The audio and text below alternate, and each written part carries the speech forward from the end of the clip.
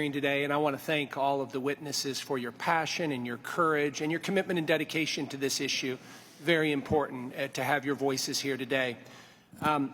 Obviously, the barbaric terrorist attacks by Hamas on Israel last month have been devastating to witness, and it's imperative that the United States continue to make clear that we stand with Israel, our #1 ally in the Middle East and the only democracy, and also the Jewish people. As the title of this hearing suggests, part of that effort needs to be looking under the hood here in the United States and ensuring that U.S. entities, especially those that benefit from U.S. taxpayer dollars and tax-exempt status, are not contributing to these unconscionable acts. Since the start of these attacks, it's infuriating and unbelievable and really sad to see the rise in anti-Semitism and targeted hateful speech occurring across the United States, with some of the worst instances occurring in our colleges and our universities. While we have finally started to see more university leaders state outright that these efforts will not be tolerated on their campuses, much of the damage has already been done.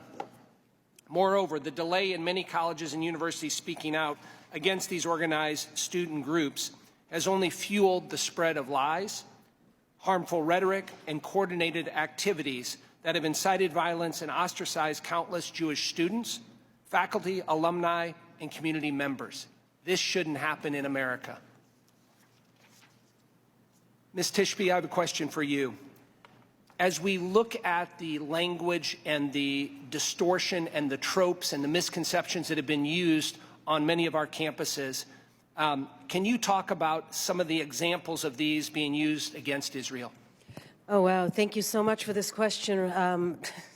There are so many, I don't even know where to start. So the tactic that they use is, first of all, branding Israel an apartheid state and delegitimize Israel's standing in the world. So they're trying to convince young and naive college students that Israel is it a real state or is it a colonialist settler endeavor that needs to be dismantled? They would use words like, ethnic cleansing and genocide. They're actually convincing college kids. There are people right now that are watching me, maybe at home, that actually are convinced that Israel is committing an ethnic cleansing of the Palestinian. This is representative. This is a blood libel.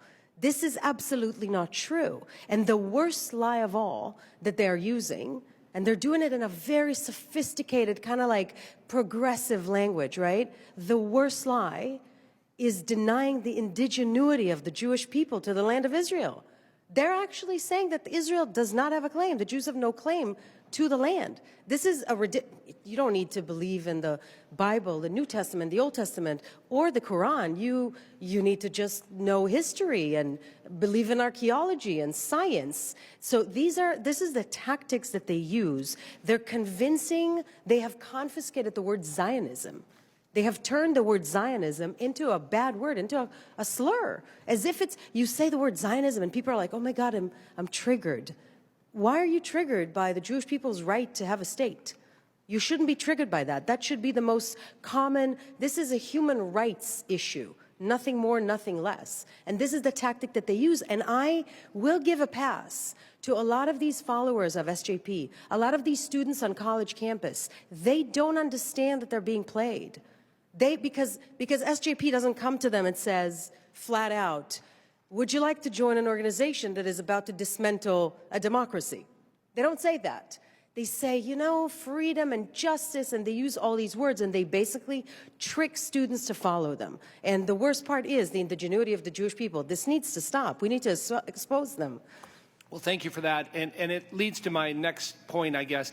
It seems like many of these student groups and these organizations are masking behind social justice terminology. Can you talk a little bit about that? Absolutely, they do. So they will kind of, again, mask their language. I call it cloaking the dagger. So when they talk about occupation, right, a lot of people tend to think, especially people that understand this term, they think occupation 67. They would think the West Bank and 2 states, and it's kind of like murky, right? They're not hiding what they're talking about right now. They're chanting, we don't want 2 states, we want 48. So they're talking about the entirety of the state of Israel, right? They use, obviously, Palestine, from the river to the sea, Palestine will be free. Talks about the Jordan River to the Mediterranean Sea, ethnically cleansing the Jews from their ancestral land. I don't understand how Representative Rashida Tlaib says that this is a call for freedom. I don't understand how you can understand that line, from the river to the sea, Palestine will be free, in any other way other than cleaning the Jews out of this land. So everything that they say is calling, when they say resistance by all means possible, even after October 7th. So that means resistance by beheading babies and raping women and girls, because that's what they say. And we need to expose this. And I would really hope that college-age kids would listen to this and pause for a second before they join in these organizations that are not progressive organizations, they're not human rights organizations, they're hate groups that are intended on dismantling the single consistent democracy in the entire Middle East and the greatest ally of the United States in the region. We have to stop them. My time has expired.